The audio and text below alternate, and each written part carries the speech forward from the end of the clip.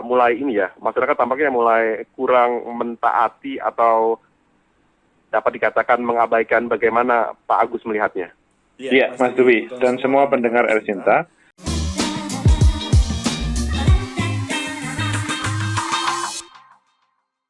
Sebentar lagi kita akan diskusi dengan teman-teman Ersinta dan para pendengar terkait dengan penanganan pandemi COVID-19.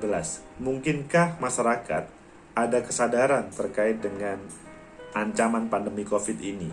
Apakah perlu regulasi yang ada itu lebih ditegakkan atau bagaimana? Ayo kita dengarkan.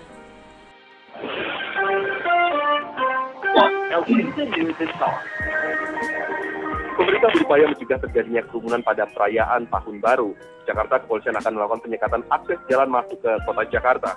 Sementara di Yogyakarta, DPD setempat mengusulkan Jalan Malioboro ditutup atau lockdown untuk mencegah terjadinya kerumunan pada perayaan Tahun Baru. Kerumunan di tengah lonjakan kasus COVID-19 dikhawatirkan para pakar kesehatan. Dalam minggu ini, sejumlah rumah sakit di sejumlah daerah dilaporkan sudah terisi penuh pasien COVID-19. Bagaimana agar kebijakan pemerintah dalam mengendalikan penyebaran efektif diterapkan? Kami akan bahasnya bersama sosiolog politik dari Universitas Negeri Surabaya, Agus Mahfuz Fauzi. Dan pendengar Anda pun dapat menyampaikan tanggapan Anda melalui telepon di 021 5869 ataupun saksikan dan WhatsApp di 081 180 6543.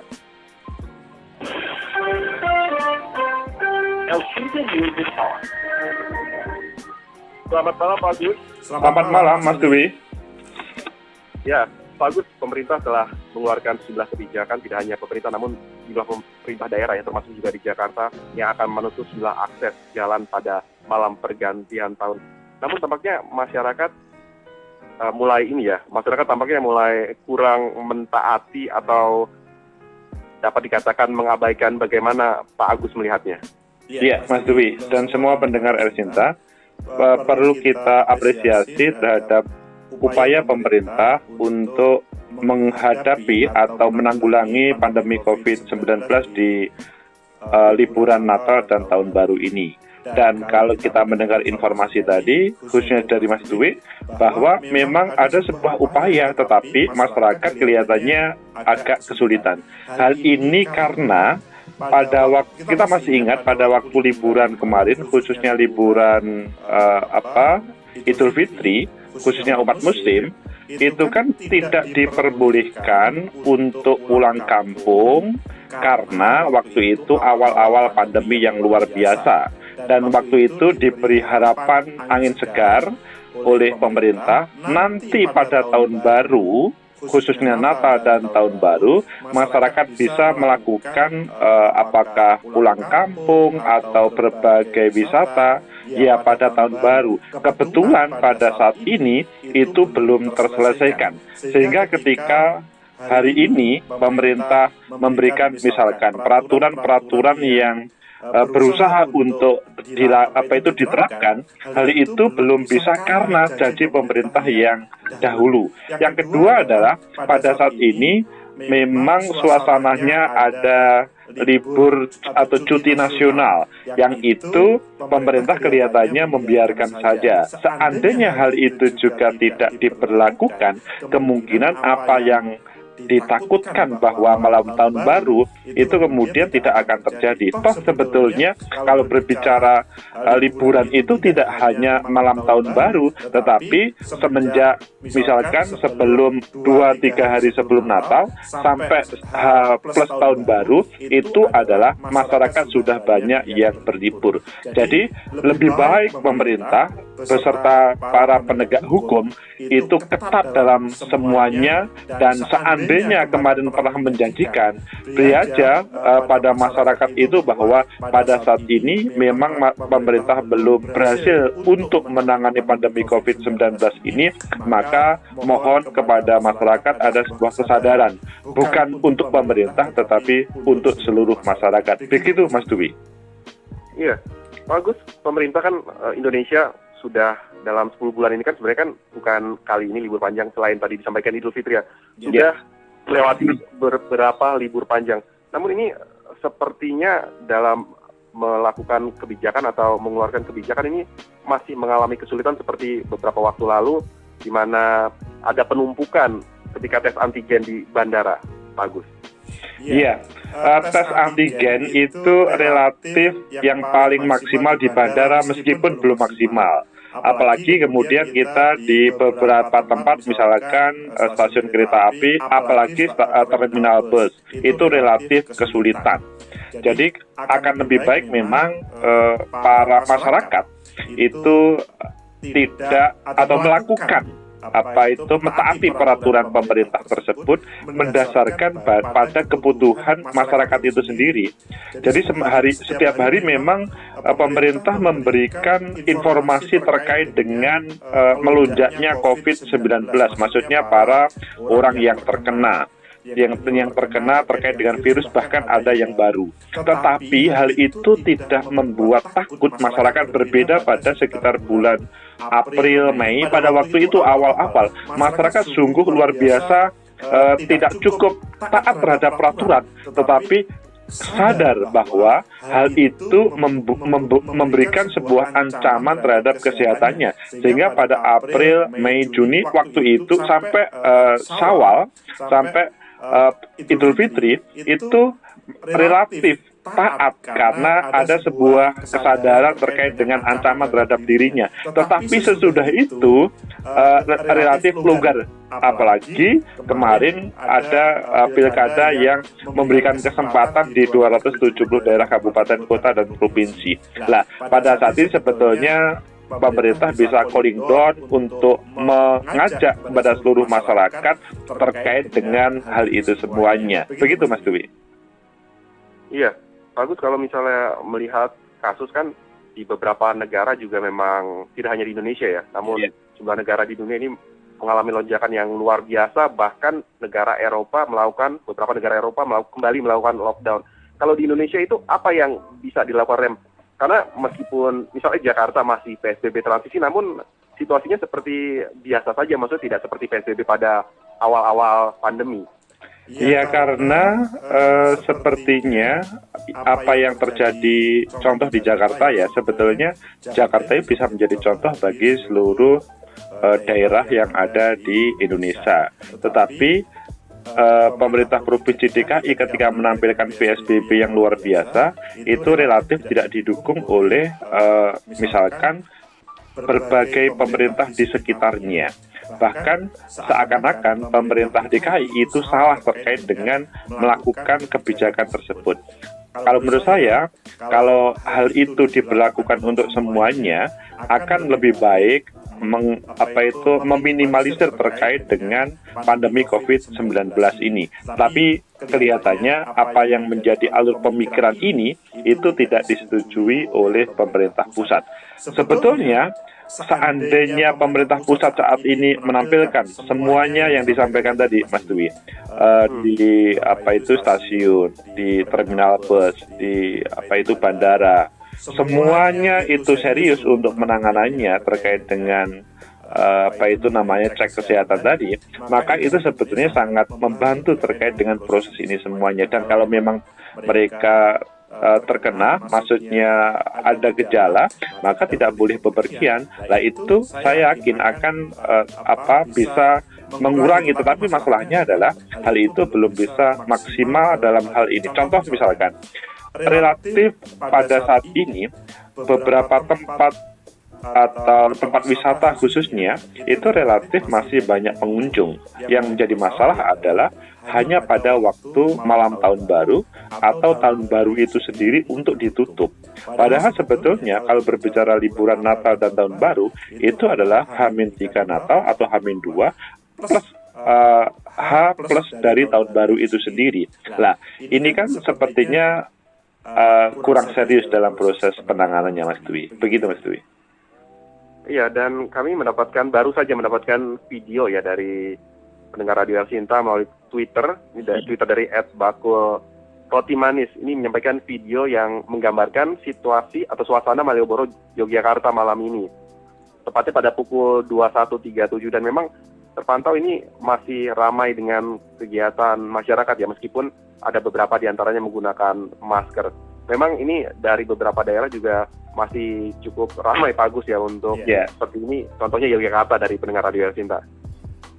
Ya pasti itu tidak hanya di Yogyakarta aja. Yogyakarta kebetulan ada pendengar yang berkirim. Seandainya berbagai pendengar Indonesia langsung mengirim juga dengan video yang sama, saya yakin banyak terkait dengan kerumunan yang seharusnya pada malam seperti ini atau bahkan sebelum sesudah jam 9 itu seharusnya mereka bubar dengan alasan apapun. Kemudian para penegak harus bisa membubarkan itu semua karena demi amannya masyarakat dari ancaman COVID-19 ini. Tetapi sekali lagi yang tidak boleh itu adalah tanggal 1 Januari, maksudnya tahun baru, dan malam tahun baru itu kan sebuah ironi ya. Di satu sisi ingin memberi solusi untuk tidak ada pandemi COVID, tetapi di satu sisi masih membiarkan pada kesempatan lain. Seakan-akan aturan tersebut itu hanya insidentil, padahal sebetulnya kalau melihat peraturan yang kita lihat, misalkan di peraturan surat edaran nomor 3 tahun 2020 yang ditandatangani tanggal 19 Desember kemarin, ini sebetulnya berlakunya sampai 8 Januari 2021. Sebetulnya dengan surat edaran tersebut, pemerintah pusat dengan berbagai pemerintah provinsi dan pemerintah kabupaten kota bisa menerapkan demi amannya seluruh warga. Begitu Mas Dwi. Iya, sebenarnya ada aturannya. Pak Agus, kita jumpai dulu pendengar. Ada Baik. 2 pendengar yang sudah menunggu. Kita ke Tangerang, ada Pak Heru. Selamat malam Pak Heru. Halo, Assalamualaikum warahmatullahi wabarakatuh. Waalaikumsalam warahmatullahi wabarakatuh. Begini Pak, benar yang kata tadi narasumber, yang pertama itu waktu pertama Indonesia Jakarta dibilang ada COVID itu, Anies itu kan mau melakukan lockdown. Coba kalau untuk saat itu 1 bulan aja di lockdown Jakarta, insya Allah kemungkinan seperti negara lain lah berkurang dibanding kita harus 10 bulan menanggung seperti ini gitu Pak. Istilahnya kepastian nggak ada, kadang istilahnya diizinkan, kadang boleh, kadang nggak, kadang boleh. Jadi rakyat ini bingung Pak gitu Pak. Iya. Terus yang keduanya juga istilahnya kita ini kan nggak ada yang bisa menjamin, istilahnya pakai masker itu nggak jadi nular. Jadi tempat pariwisata kalau memang tutup, kalau enggak gitu, jangan tutup enggak. Jadi rakyat itu gimana pimpinan Pak lah, komitmen. Kalau pimpinan komitmen, rakyat itu ikut nurut gitu. Terima kasih banyak Pak. Assalamualaikum warahmatullahi wabarakatuh. Waalaikumsalam warahmatullahi wabarakatuh. Terima kasih Pak Heru. Kita masih di Tangerang ya, masih ke Tangerang. Ada Pak Selamat Muksal sudah menunggu. Selamat malam Pak Selamat. Iya, malam Mas Dwi. Iya, silakan. Malam Pak Agus. Selamat malam Pak Selamat. Iya, sebetulnya tidak ada libur panjang ya sekarang ya. Tetapi liburnya sendiri memang panjang jadinya gitu loh. Nah, kalau kita ini kan terbiasa dengan Sabtu Minggu kan libur. Iya. Ya, nah sekarang ini nggak dihitung kan ya, nggak anggapannya. Padahal itu memang bagian dari libur kan. Artinya begini, kalau ASN hari ini kan udah aktivitas. Iya. Mau home ataupun office itu kan dibagi mereka ya. Ada yang office, ada yang home kan gitu ya. Hari ini semua ASN ya. Nah, swasta juga begitu. Bahkan swasta itu sampai tanggal 31 masih ada yang masuk gitu wajib hadir. Mungkin ASN saya nggak tahu apakah tanggal 31 sudah ngilang atau masih datang cuma sampai jam setengah hari atau gimana, saya nggak tahu. Yang jelas tanggal 28 sampai tanggal 31 itu masih ada aktivitas. Nah kalau itu kan jatuhnya kan 1 Januari itu kan Jumat. Otomatis Kamisnya udah nggak ada kegiatan. Iya. Kamis, Jumat, Sabtu, Minggu. Ya itu bukan libur panjang, liburnya sendiri yang panjang gitu loh. Nah kemudian masuk ke Senin udah nggak libur lagi tanggal 4 itu. Tanggal 4 Januari itu sudah ada kegiatan lagi. Ini yang jadi persoalan begini, perjalanan jarak jauh ya untuk katakanlah dari Jakarta ke daerah gitu ya. Dan kalau saya lihat di kereta api itu bagus, nggak ada masalah ya, cukup rapi ya, rapid test juga agak bagus ya. Cuma yang di bandara aja, di bandara itu lucu ya, ada istilah validasi itu kayaknya Indonesia aja ya ada istilah itu, jadi surat itu seakan-akan tidak kuat gitu loh. Ya memang itulah negeri kita, seandainya nggak ada validasi, bertebaran surat-surat palsu sih memang, tidak bertebaran surat-surat yang tidak meyakinkan itu, sehingga harus terjadi validasi. Bukan masalah validasinya, itu cara penataannya juga nggak bagus, sehingga orang waduh sampai berjam-jam stres kalau di udara itu. Kalau boleh diwakilin akan diwakilin itu kan, karena nggak boleh diwakilin. Ya saya hanya berharap ya penataan ini yang lebih bagus. Jadi orang itu macam-macam, ada yang banyak duit, ada yang nggak punya duit, ada yang duitnya sedikit, ada yang duitnya terbatas gitu. Nah orang mau dicegah bagaimana? Orang duitnya banyak, dia mau ngapain gitu? Saya mau kesini mau ngapain? Saya mau keluar negeri gitu. Cuma yang itu tadi, yang udara itu perlu perbaikan ya, penanganan ya. Kalau darat juga begitu, darat memang tergantung ya, situasi darat memang agak susah juga karena paling sulit kan darat gitu. Tapi darat juga nggak terdengar yang aneh-aneh gitu ya. Dan kereta api juga sudah cukup bagus. Itu aja, terima kasih ya. Terima kasih Pak Selamat Muksan di Tangerang. Tadi sebelumnya ada Pak Heru juga di Tangerang. Silakan ditanggapi Pak Agus. Ya, terima kasih Mas Dwi. Terima kasih Pak Heru dan Pak Slamet. Luar biasa terkait dengan berbagai masukannya. Pertama yang dari Pak Heru tentang pemerintahan DKI, memang ketika itu menjadi kebijakan nasional maka luar biasa. Tetapi kebetulan kalau kita melihat pemerintahan pusat itu tidak setuju karena tidak boleh seluruh pemerintahan disamakan dengan DKI, yaitu sebuah usaha yang dilakukan. Semoga aja sampai saat ini teman-teman yang ada di DKI itu tetap serius untuk mengawalnya sehingga proses pandemi COVID ini tidak menggejala. Meskipun kalau kita melihat di DKI, ya luar biasa dalam pada akhir-akhir ini. Kemudian terkait dengan apa yang disampaikan oleh Pak Slamet, bahwa ya betul terkait dengan warga kita terkait keuangan itu beragam. Ada yang cukup untuk sebuah perjalanan dengan misalkan pesawat yang dengan berbagai persyaratannya, atau ada yang pas-pasan. Ketika kereta memang relatif siap untuk proses penanganan ini. Kalau berbicara bis, stasiun bis relatif malah agak berbeda dalam penanganannya. Sebetulnya yang disampaikan oleh Pak Slamet, seandainya pemerintah bisa konsisten dalam proses pengaturannya, maka maksudnya pelaksanaan regulasinya, maka masyarakat akan mengikuti. Masalahnya adalah ya hal tersebut tidak dilakukan secara konsisten, kontinu, sehingga masyarakat itu, taruhlah misalkan begini, pada beberapa saat yang lalu kita melihat pada proses pemulangan dari terminal bis, misalkan pada Idul Fitri, itu sangat ketat. Seandainya itu tetap ketat sampai pada tahun baru, itu luar biasa. Tidak hanya pada malam hari tahun baru atau hari H tahun baru, tetapi proses semuanya. Kita bisa meniru apa yang terjadi di kereta api, meskipun juga bisa kita support untuk lebih baik lagi.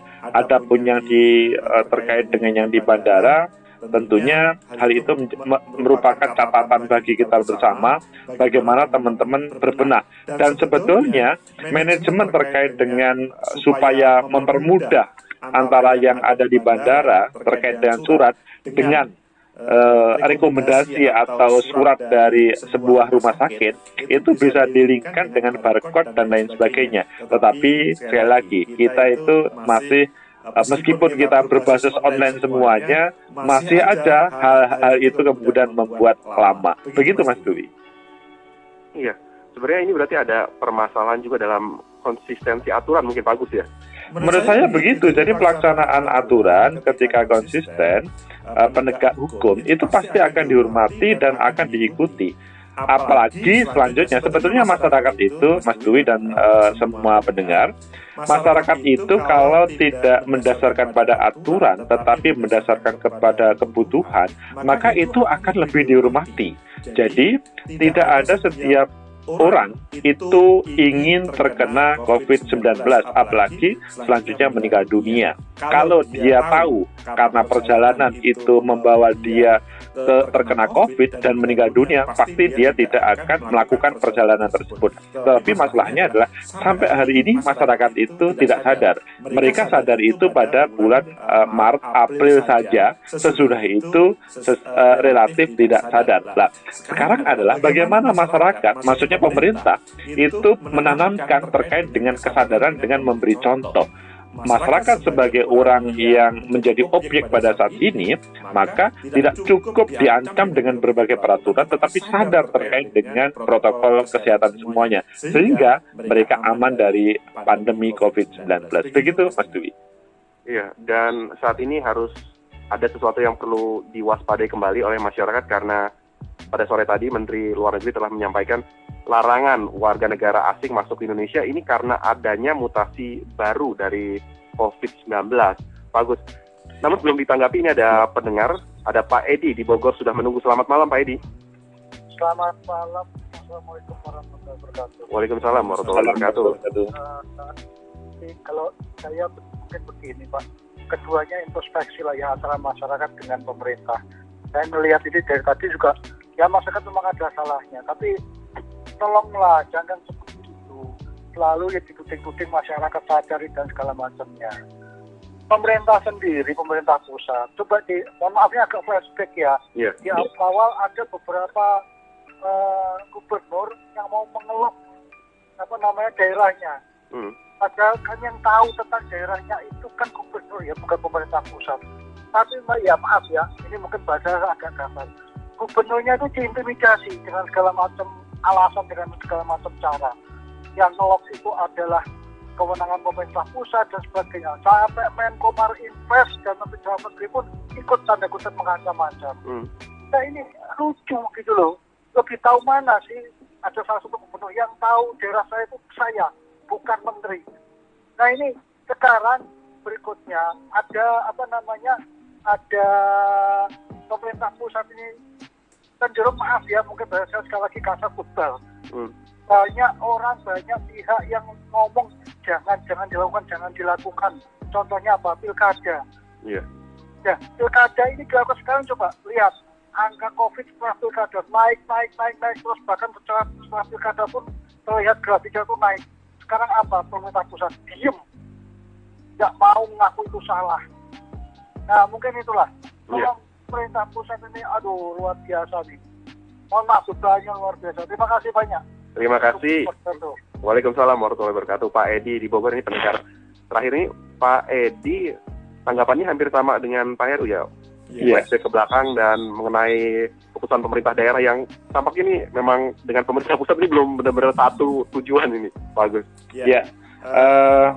Yang pasti Pak Edi memberikan masukan luar biasa, Mas Dwi, bahwa Pak Edi mengkritisi, dan semoga saja ini didengar langsung pada orang-orang yang atau pihak pemerintah yang mampu mengambil kebijakan. Minimal ketika kemarin ada reshuffle kabinet pada 23 Desember, itu menunjukkan bahwa ada sebuah kekeliruan manajemen terkait dengan penanganan pandemi COVID-19 ini. Semoga kehadiran Menteri baru di Menteri Kesehatan itu selanjutnya menghadirkan kebijakan yang pro terhadap kesadaran masyarakat. Tidak cukup hanya regulasi. Karena masyarakat itu yang paling dipentingkan adalah ketika mereka sadar terkait dengan apa yang ada di hadapannya, maka tanpa ada aturan pun mereka akan menjaga dirinya dari ancaman pandemi COVID-19. Semoga apa yang disampaikan oleh Pak Edi dari Bogor tadi betul menjadi masukan yang bagus terhadap pemerintah. Begitu Mas Edi. Mas Dwi. Ya, Pak Agus, terakhir, ini kan kita sudah di penghujung tahun ya, udah di akhir tahun 2020. Tentunya di 2021 kita mengharapkan agar penanganan COVID-19 lebih baik pada tahun mendatang. Dan namun ada beberapa pakar ya, epidemiolog yang menyampaikan jika ini tahun baru tidak dijaga secara baik, maka takutnya ada ledakan, justru ada sebuah kejutan di tahun 2021, Pak Agus. Iya, memang tahun baru ini adalah puncak-puncaknya pandemi COVID-19. pertama kali itu kan kita paham pada waktu Idul Fitri. Kemudian selanjutnya yang menjadi ancaman selanjutnya adalah Pilkada 9 Desember kemarin. Dan Pilkada 9 Desember, apa yang disampaikan Pak Edi tadi mungkin ada benarnya juga ya. Dan selanjutnya yang paling puncak adalah liburan panjang, meskipun katanya Pak Heru tadi, ini liburnya bukan panjangnya, Pak Slamet ya, liburnya bukan libur panjangnya, tapi memang ya libur berurutan. Jadi ini kalau dibiarkan tidak ada semacam penyadaran terhadap masyarakat, maka terjadi lunjakan apa yang disampaikan oleh epidemiolog tadi. Sebetulnya menurut saya ada sebuah harapan yang cerah pada 2021 sesudah 1 Januari itu. Maksudnya kita mempunyai suasana yang baru pertama, yang sudah tidak ada kepentingan politik sebagaimana 9 Desember kemarin yang agak dipaksakan terkait dengan pilkadanya. Kemudian yang kedua, dengan menteri baru semoga strategi penanganannya lebih baik dalam proses bagaimana penyadaran masyarakat, bukan hanya regulasinya. Kemudian yang ketiga adalah berbagai pemerintahan, maksudnya di struktur pemerintahan, taruhlah misalkan menteri pariwisatanya juga baru, semoga semuanya itu menghadirkan hal yang baru.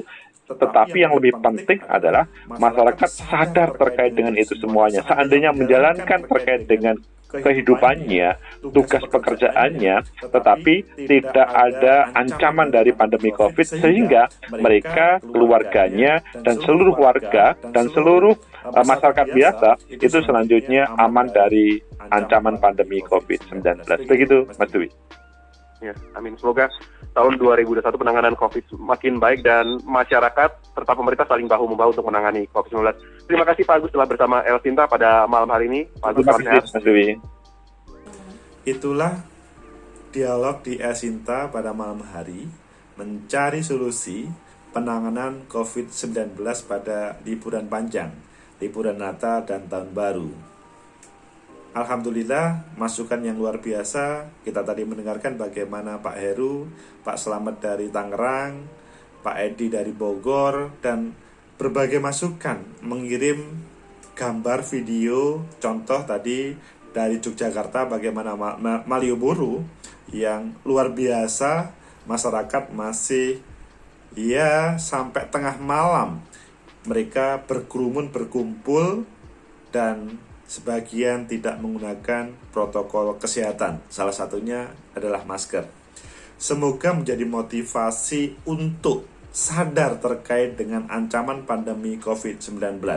Tidak cukup teman-teman aparat untuk mengeksekusi mereka yang melanggar, tapi bagaimana dengan tahun baru ini masyarakat sadar. Sebagaimana pada bulan Maret dan April dahulu, awal-awal datangnya COVID-19, mereka sangat sadar menjaga diri, tapi sesudah ada berbagai pelanggaran, mereka selanjutnya tidak sadar terkait dengan kebutuhan tersebut. Bahkan ketika aturannya diperketat pun, mereka masih melanggar. Semoga ada manfaat. Like, subscribe, comment, and share. Sampai jumpa.